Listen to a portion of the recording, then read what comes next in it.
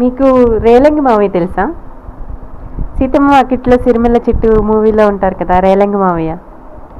ఆయన ఫిలాసఫీ ఏంటి? ఎప్పుడు నవ్వుతూ ఉండాలి, అందరూ బాగుండాలి, అందుట్లో నేను ఉండాలి. అదే కదా ఆయన ఫిలాసఫీ.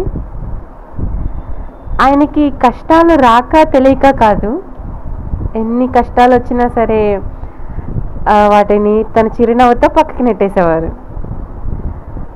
అలాగే ఈ ఫిలాసఫీకి మనం చాలా కనెక్ట్ అవుతాం కదా, లైక్ నేను కూడా చాలా కనెక్ట్ అవుతాను అనుకోండి. దట్ సూట్స్ మీ. కానీ ఈ రోజుల్లో అలా ఉన్నారనుకోండి, మొత్తానికి ఎర్రిపప్పు అయిపోతారు. అవునా? సో కొడితే ఒక్కొక్కడికి పేట్ రేగిపోవాలి. జస్ట్ వర్క్నే. మీకు ఏ క్యారెక్టర్ అంటే ఇష్టం సీతమ్మ వాకిట్లో సిరిమల్ల చెట్టు మూవీలో? కామెంట్ చేయండి, చూద్దాం.